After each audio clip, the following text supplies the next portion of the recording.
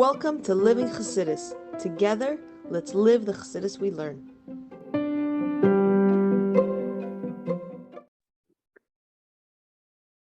Good morning, everybody, and welcome to Chassidus in the Morning.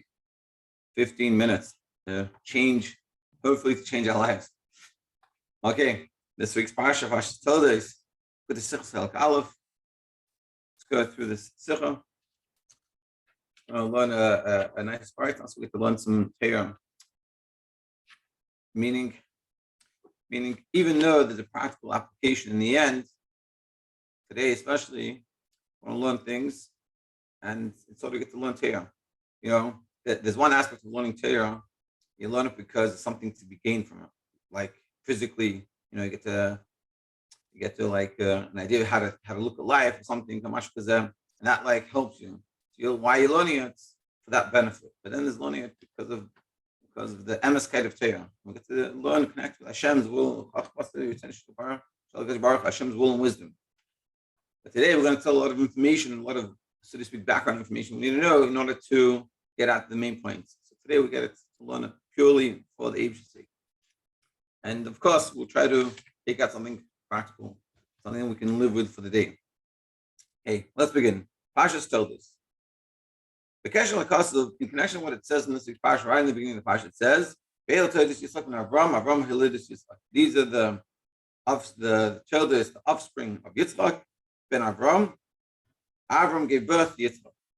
So it's a double language. You can just say these are the offspring of Yitzchak. When it says the offspring of Yitzchak, Yitzchak, son of Avram gave birth to Yitzchak. So why does it repeat itself? Explain the language, the doubling of the language.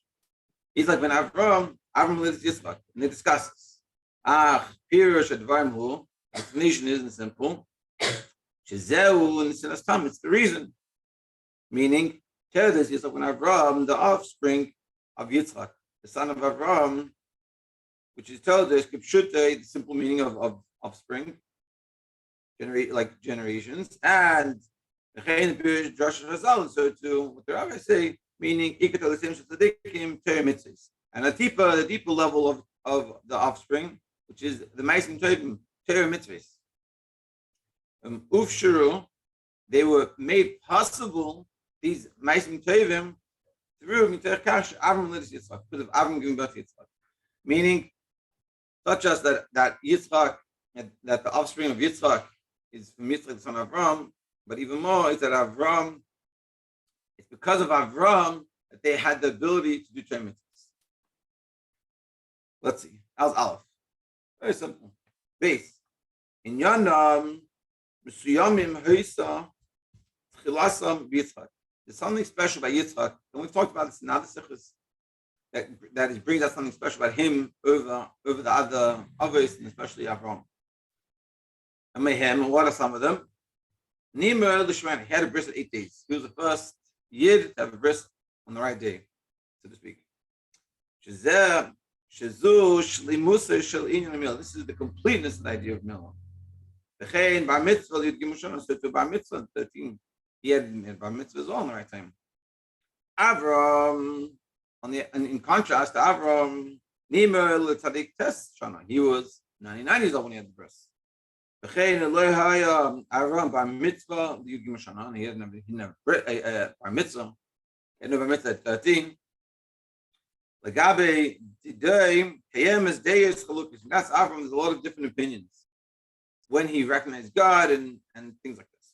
It says, some opinions say, Ben Shleisha Hikir Avram is when he was 3. It says, like Rambam brings this down, that when he was 3, he recognized Hashem.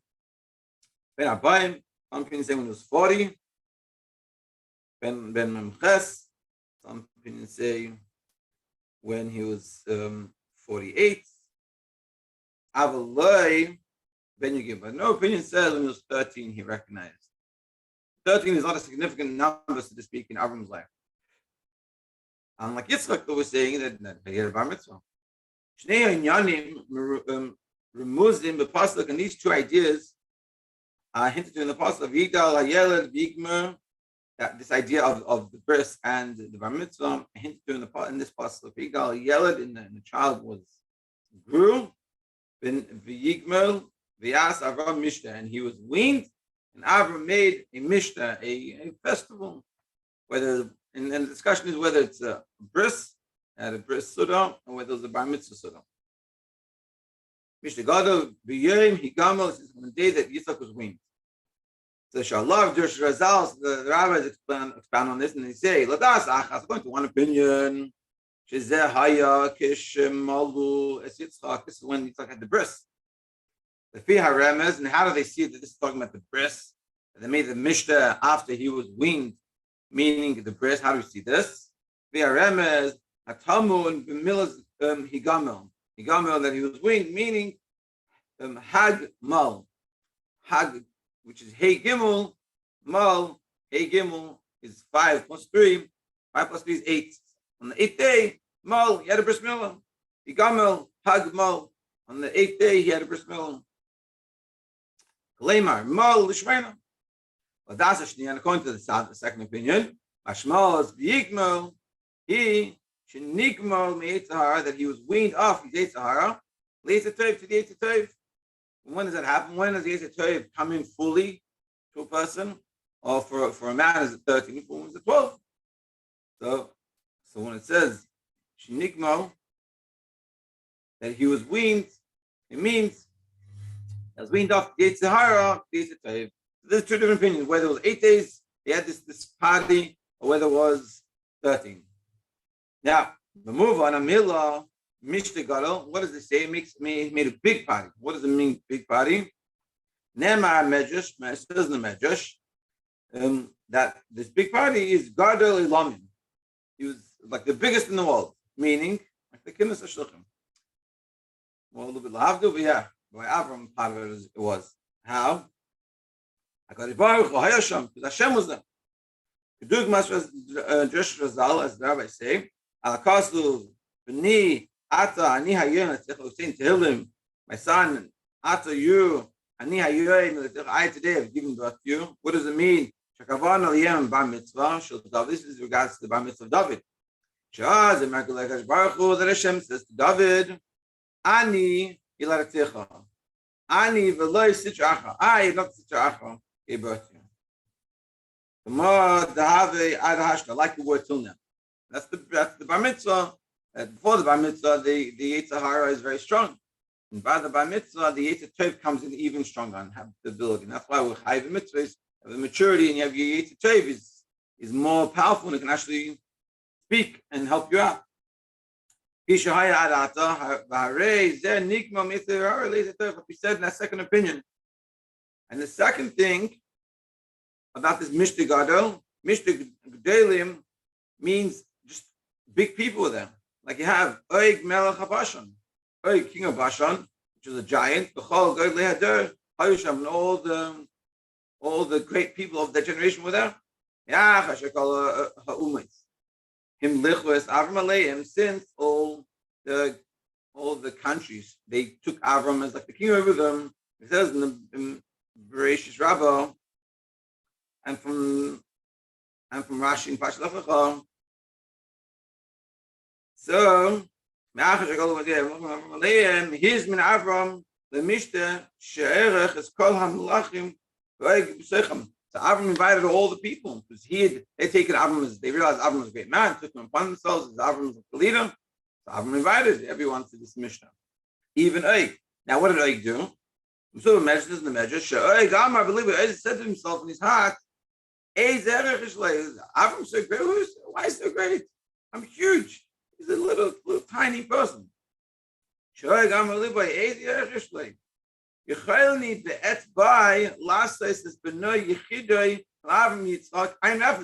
with my one finger, I can destroy Avram's precious child. They're making a whole suda for Avram's special child, whether it's for the bar mitzvah or the bris. And Oeg is saying himself, with my little finger, I can just, and it's finished. Chas v'shalom. So I'm like Kadosh Baruch Hu, what Hashem said to Oeg, Hayecha, your life, by your life, Shetira, Elef, Alfim, you're going to see the thousands and myriad, thousands upon thousands of his children of Avram's children and Yitzchak and coming to the extent the Seifcha Lipol Biyadon. And in the end, you're going to fall from them, as we started with Moshe, that he killed him. This is sort of the background information.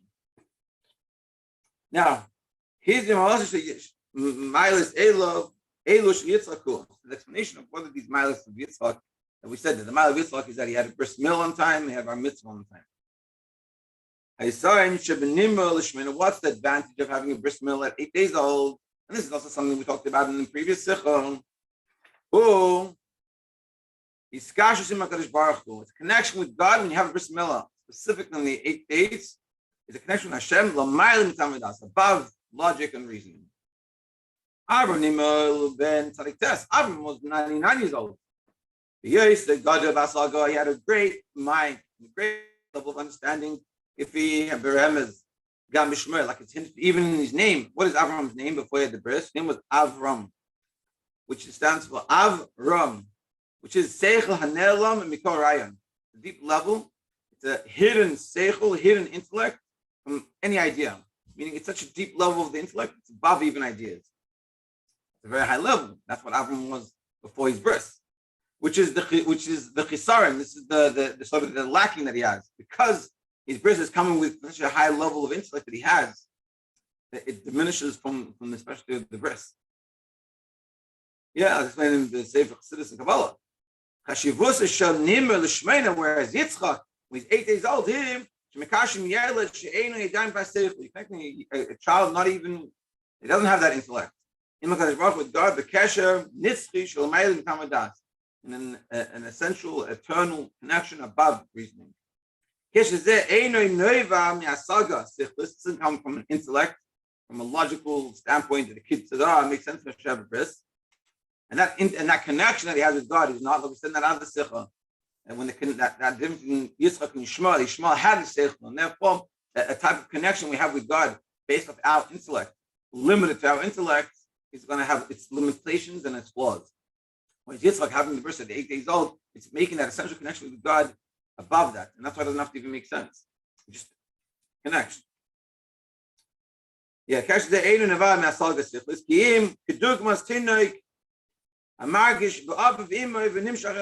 like a child that naturally knows their parents and connects with the parents and feels with their parents. We might say to ourselves, no, it's because they hang out with their parents all the time. But he's saying, no, it's a natural thing. And this is sort of the bris. The bris is we have a natural connection with Hashem. I just want to, I wanted to bring out a little point here, and it's something that's a good thing to realize. That, and all of us, I think, we all finished our formative years of learning. We're starting to pass over a message to our children, us to ourselves. What we can learn here from this little point is that we've learned the sikh previously that talked about these ideas.